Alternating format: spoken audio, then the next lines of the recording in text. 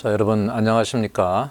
오늘 이 시간에 여러분들 또 영상을 통해서 이렇게 설교학의 내용들을 나눌 수 있게 된 것을 대단히 감사하게 생각을 합니다.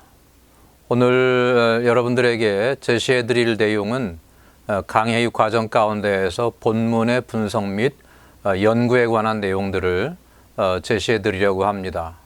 설교자가 설교하기 위해서 본문을 선택하고 본문을 선택한 이후에 하는 일 중에 가장 중요한 일 중에 하나가 본문을 연구하고 분석하는 일일 것입니다. 그래서 본문을 어떻게 연구하고 어떻게 분석해야 되는지에 관해서 여러분들에게 간략하게 내용을 소개해 드리고자 합니다. 분석의 내용은 주로 해석학의 원리들을 도입하게 됩니다. 여러분들이 설교의 본문을 정하고 본문을 연구할 때 어떻게 그것을 연구하느냐를 좀 더 깊이 알기를 원하시면 해석학을 여러분들이 관심을 가지고 연구하시고 공부하시는 것이 굉장히 중요합니다.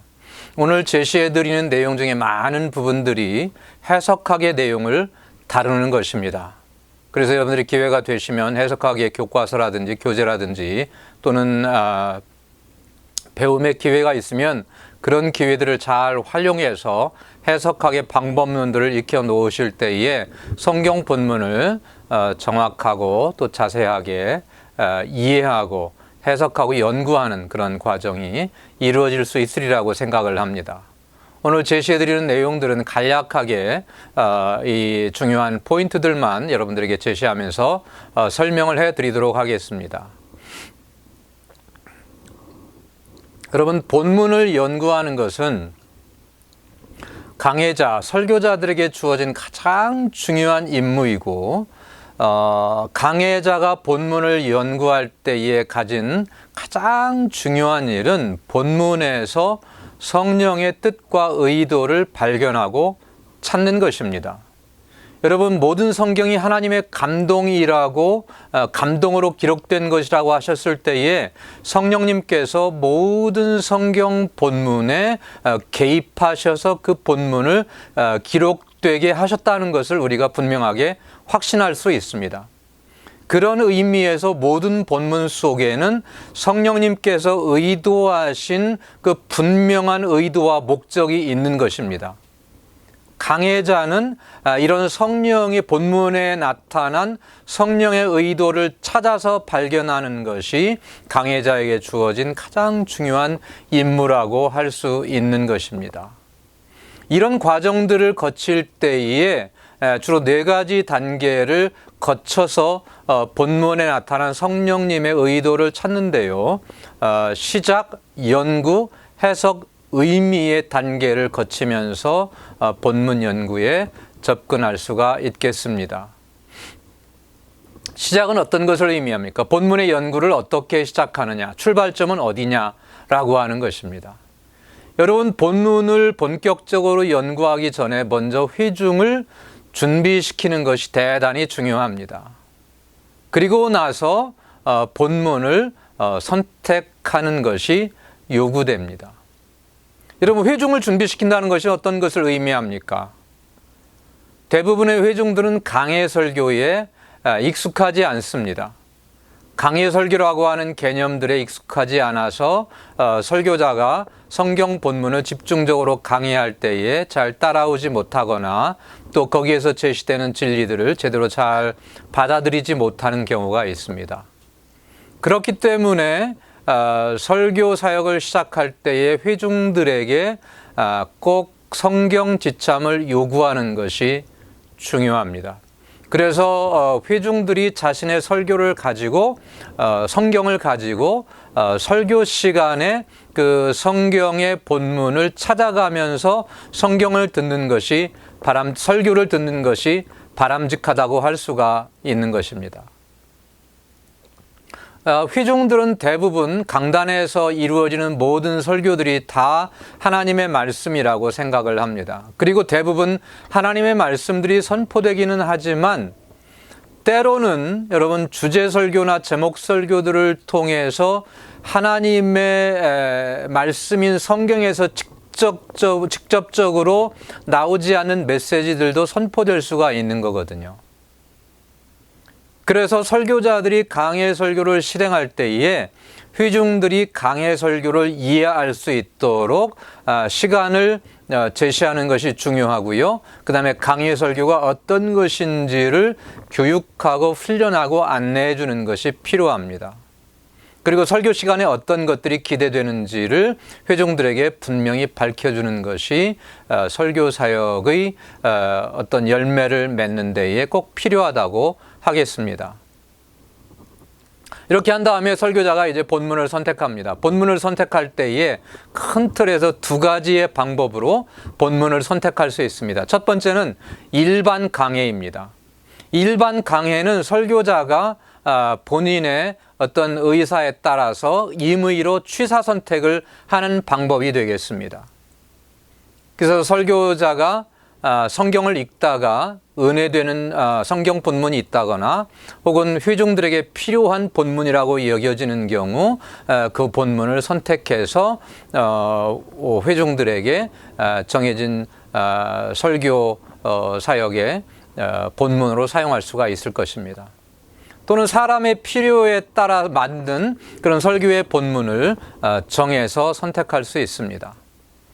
혹은 회중들이 처한 특별한 상황이나 경험들이나 문제들이 있으면 그런 상황들을 다루기 위해서 그 상황들이 다루어지고 있는 성경 본문을 정해서 설교할 수가 있습니다.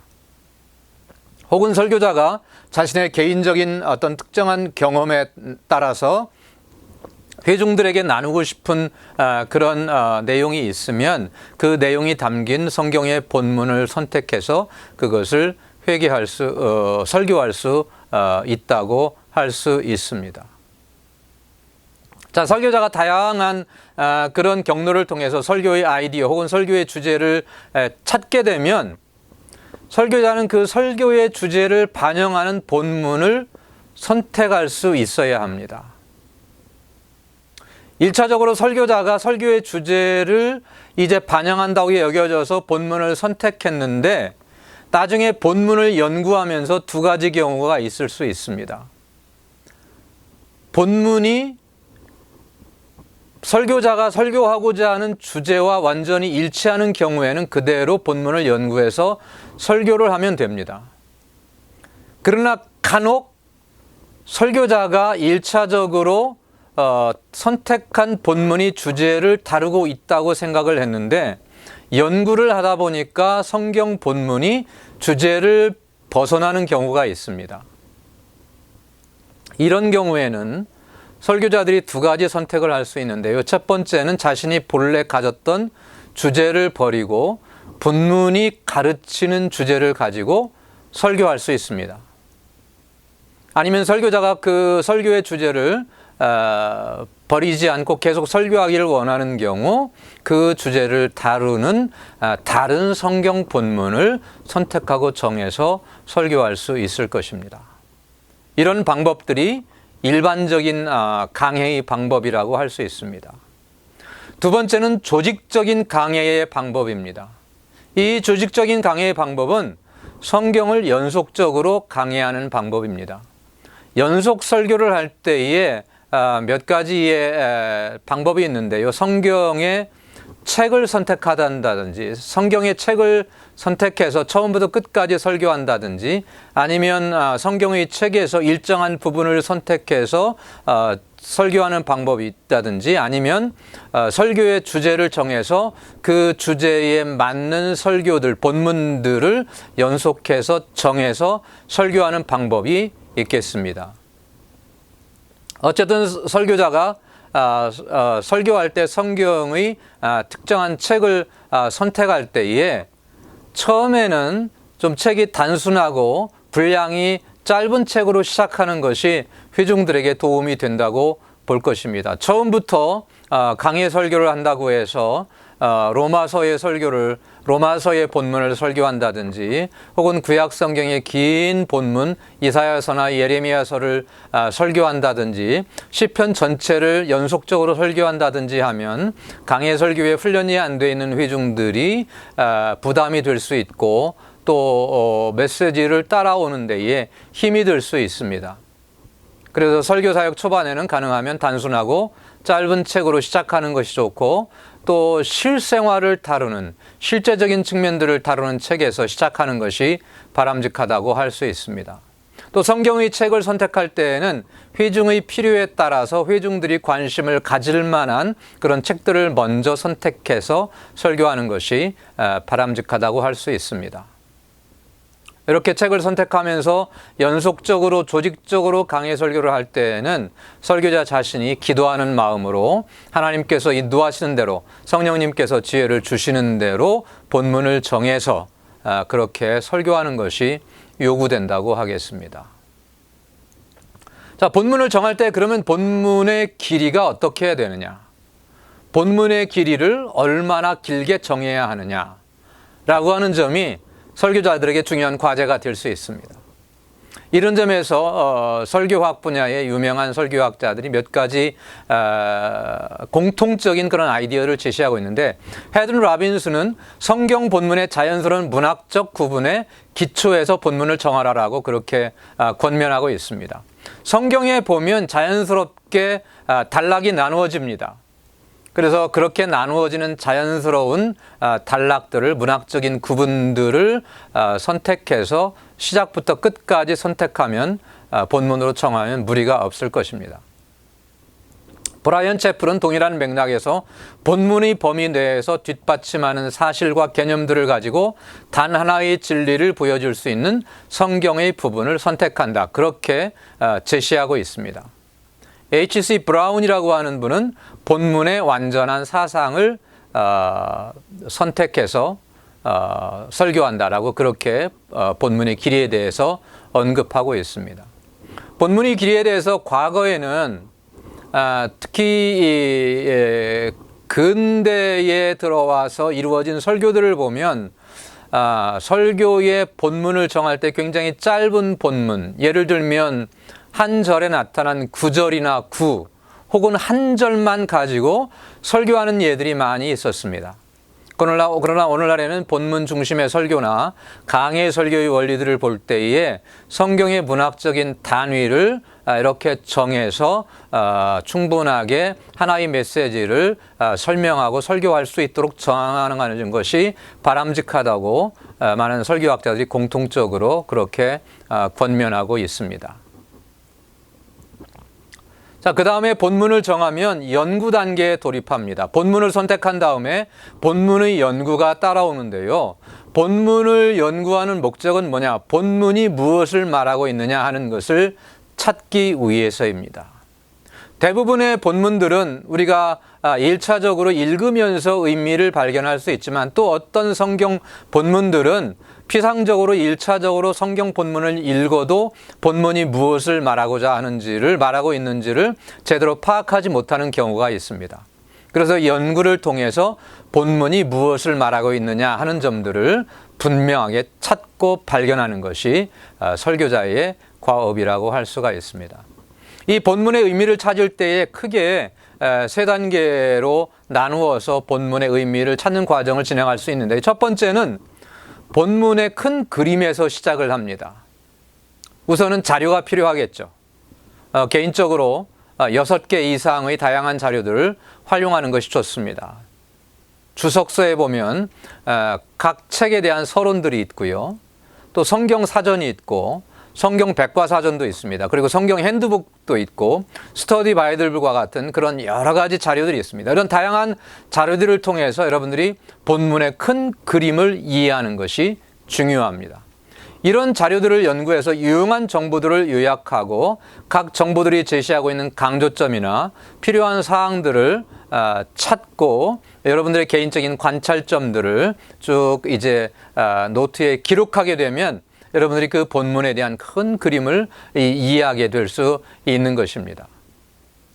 그 다음에 여러분이 성경의 문맥을 이해하는 것은 대단히 중요합니다. 어떤 내용이든지 문맥을 벗어나면 그 문맥에서 본문에서 강조하고자 하는 메시지의 핵심을 자칫하면 놓칠 수가 있습니다. 성경의 문맥을 이해하는 이유는 성경의 흐름을 파악하기 위해서입니다. 그래서 본문이 처한 계시의 단계를 이해해야 합니다. 하나님의 계시를 직선으로 이해한다면 이 계시들은 직선마다 일정한 점마다 계시들이 주어지면서 계시가 발전해 가는 것입니다. 하나님의 계시가 한꺼번에 주어진 것이 아니라 역사와 시간 속에서 점진적으로 주어졌기 때문에 본문에 나타나 있는 계시의 내용이 어느 단계에 해당되는지를 이해하는 것이 본문 이해에 중요하다고 볼 수 있습니다. 그리고 성경 전체 속에서 본문이 차지하고 있는 위치가 어디냐? 구약 성경 본문에는 구약 전체에서 본문이 차지하고 있는 위치는 어디냐? 혹은 신약 성경에서 본문이 차지하고 있는 위치는 어디냐? 혹은 성경 전체에서 본문이 가지고 있는 위치는 어디인가라는 것을 이해하는 것이 성경의 문맥을 이해하는 데 도움이 된다고 볼 수 있겠습니다. 그 다음에 본문을 기록한 저자나 본문의 화자를 이해하는 것이 요구됩니다. 먼저 이 일을 하기 위해서 본문의 저자를 결정해야 합니다.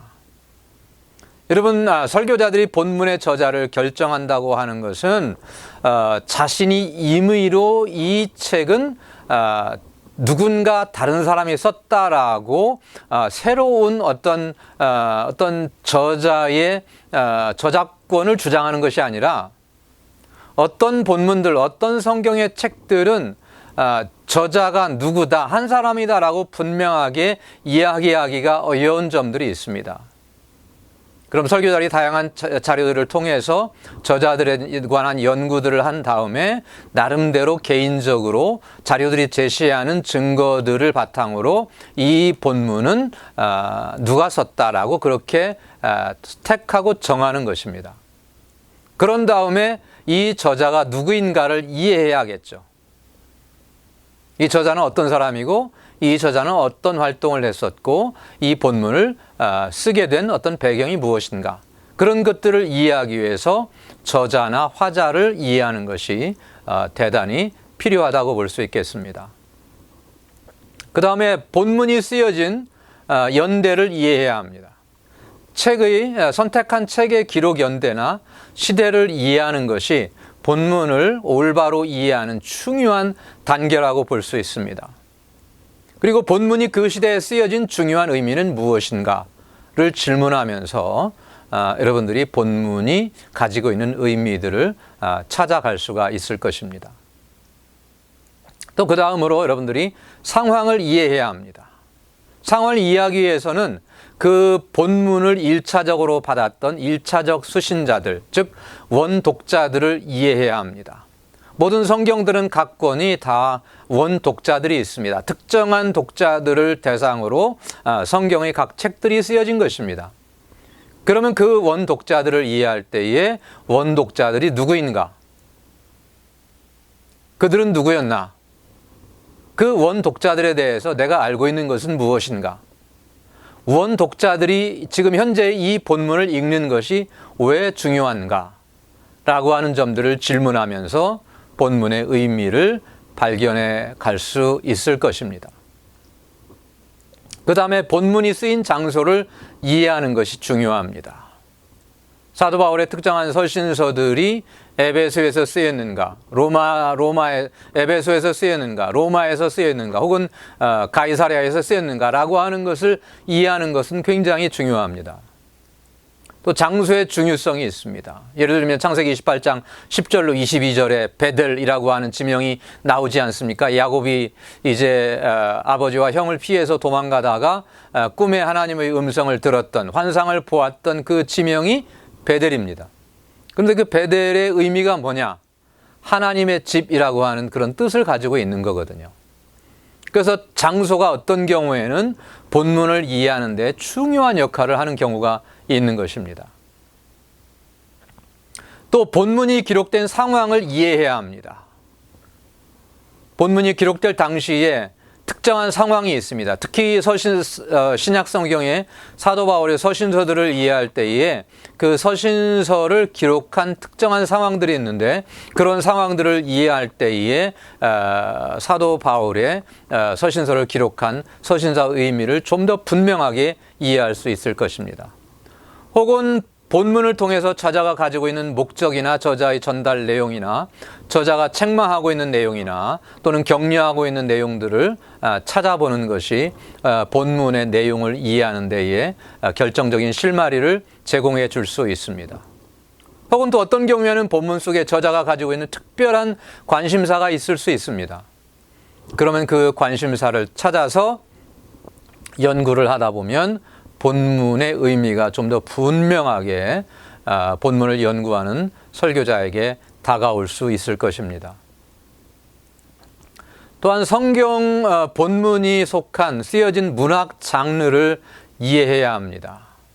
성경을 이해할 때에 본문이 지닌 문학 형태를 이해하는 것이 본문의 의미를 왜곡하지 않고 이해하는 중요한 의미라고 볼 수 있습니다.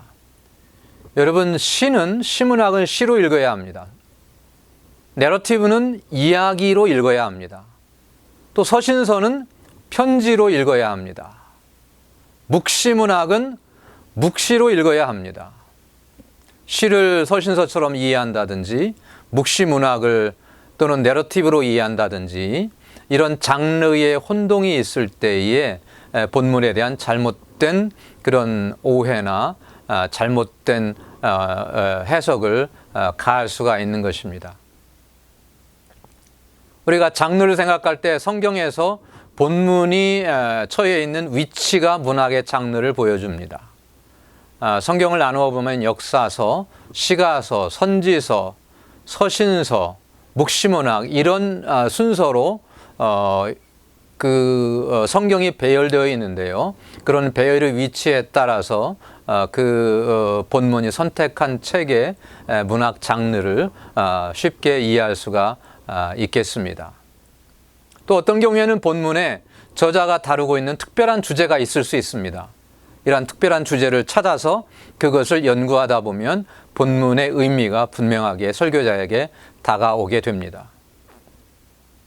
그 밖에 본문의 배경을 연구하면서 다른 중요한 주제들이 드러나는 경우가 있습니다. 이런 연구들을 통해서 설교자가 성경의 본문을 이해할 수 있을 것입니다. 다음 두 번째로 문맥을 이해할 때에 본문이 전후 문맥과 어떻게 연결되는가를 이해해야 합니다. 그래서 모든 본문들은 다 전후 문맥 속에서 그 의미가 전달되기 때문에 문맥을 무시하면 잘못된 이해를 가져올 수 있습니다. 예를 들면 로마서를 전체를 보면 1장부터 8장까지는 교리 부분을 다루고 있고요. 그 다음에 9장부터 11장까지는 삽입 부분으로서 이스라엘에 관한 내용을 다루고 있고요. 그 다음에 12장부터 16장까지는 실천 부분을 다루고 있습니다. 이렇게 전후 흐름을 이해한다면 로마서를 이해할 때에 그 본문의 의미를 좀 더 명확하게 찾고 발견할 수가 있을 것입니다. 제3단계는 성경을 읽는 것입니다. 여러분, 설교자들이 설교할 때에 정해진 성경 본문을 읽는 것은 대단히 중요한 과정입니다. 어쩌면 설교자들이 이미 그 본문을, 정해진 본문을 여러 번 다 읽어서 너무도 잘 알 수 있습니다. 그럼에도 불구하고 또 본문을 읽어야 합니다. 왜냐하면 이 본문을 읽는 단계는 본문과 나만이 함께 만나는 시간입니다. 설교자가 본문 앞에서 자신을 드러내고 자신의 마음이 하나님의 뜻과 만나도록 하는 시간이기 때문에 설교자가 본문을 읽으면서 그 속에서 말씀하시는 하나님의 음성을 들어야 할 것입니다. 그렇게 성경 본문을 읽으면서 설교자가 읽으면서 관찰되어지고 발견되어지는 내용들을 노트에 기록해 나갑니다.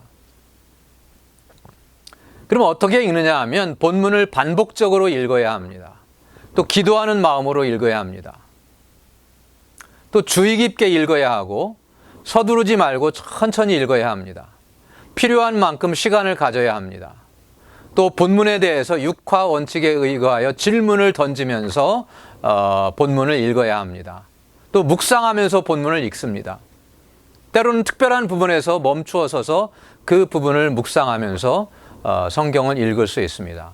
또 때로는 본문에서 제시되는 내용들을 머릿속으로 상상력으로 그려보면서 본문을 읽어 나갈 수 있습니다. 이렇게 본문을 설교자가 읽어 나가다 보면 전에는 생각지 못했던 내용들이 발견되어지고 관찰점들이 여러분 발견되어져서 설교의 내용이 굉장히 풍성해집니다.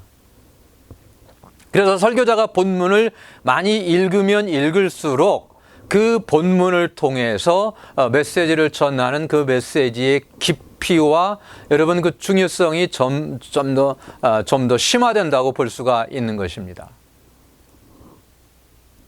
또한 분명한 목적의식을 가지고 읽어야 하고요. 읽으면서 본문이 가지고 있는 의미나 적용점들을 찾으면서 읽습니다.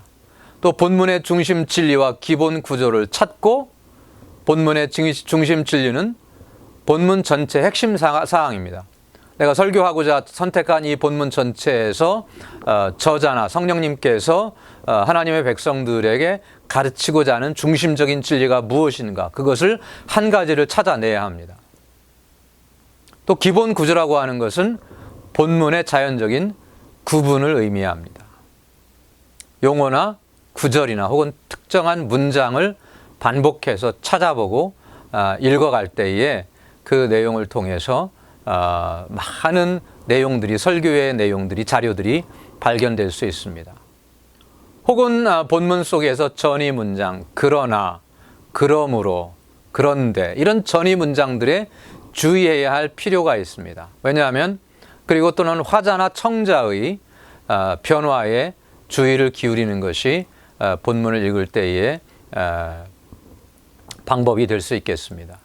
또 순종하는 마음으로 읽어야 합니다. 본문을 읽으면서 설교자의 마음이 본문의 진리와 직면케 한다. 그래서 말씀드렸듯이 이 성경 본문을 읽는 시간은 설교자 자신이 개인적으로 하나님 앞에서 하나님의 음성을 듣고 깨닫고 받아들이는 시간입니다. 그래서 자신의 마음이 하나님 앞에 순종하고 그 교훈에 온전히 순복하는 시간이 될 것입니다. 그래서 이 성경 본문을 읽는 시간이 여러분 깊어지다 보면 설교자가 성경 본문을 읽는 것이 아니라 성경 본문이 설교자를 읽는, 마음을 읽는 그런 시간으로 전환이 됩니다. 설교자의 성경 읽기가, 본문 읽기가 이렇게 전환이 될 때에 설교는 놀라운 폭발력을 가지게 됩니다. 그래서 영감 있는 설교, 감동을 주는 설교, 사람들의 마음을 움직이는 설교, 사람들에게 설득력 있게 다가가는 설교가 이런 본문을 깊이 읽는 연구에서 나온다고 볼 수가 있겠습니다.